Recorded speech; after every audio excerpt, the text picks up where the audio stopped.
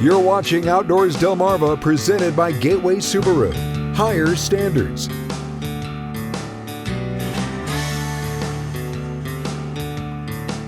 Welcome back to Outdoors Delmarva.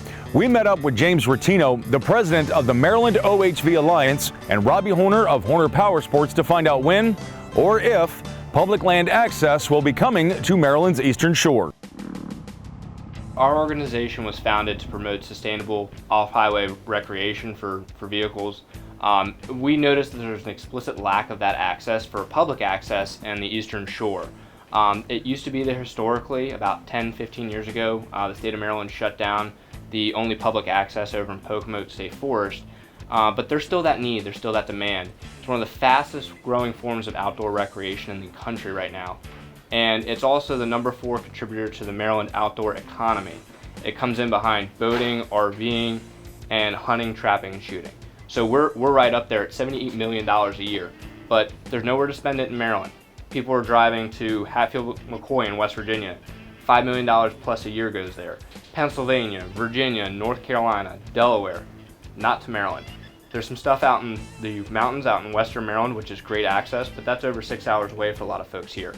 And that's not providing them the access they need. And our organization is trying to come in, help show that there's that gap, is that need, and to get that access back in here. We definitely need a public riding area on the shore. Like James was saying, the closest one is 5-6 hours away from here. Or we have to go to Hatfield-McCoy, which is roughly 8 to 10 hours, depending on where you go in West Virginia. I think it would be great for the area and the economy. Every customer who comes in here is looking for a place to ride. Unless there's private land that somebody has, there are no public riding areas in this area. It'd be great for the business and the businesses around.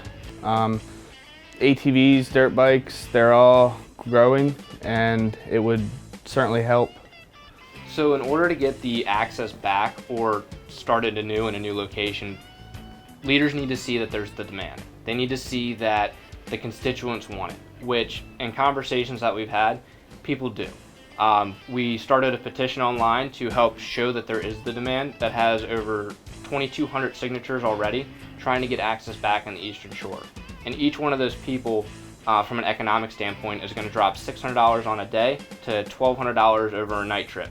That's money coming into gas stations, mom and pop shops, restaurants, lodging, shops like Horner Power Sports to come in for repairs or parts that they need on their weekend trips. So it's not just a recreational opportunity, it's also a recreational tourism economic driver that has proven to be a driver in a lot of different regions.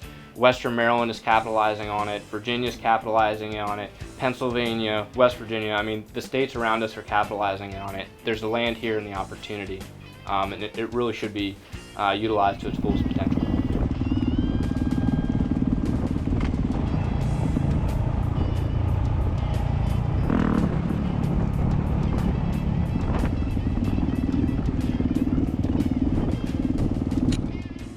We'll do our best to keep you up to date as things develop with the proposed regulations, but you can stay informed and get involved by going to the Maryland OHV Alliance's Facebook page. Still to come on the show, we meet the March recipient of the WBOC Mount Air Farm to Table Scholarship, Cesar Rodney's Kaya Bernard. But up next, we head back to Scorchy's Corner. Outdoors Delmarva, presented by Gateway Subaru. We'll be right back.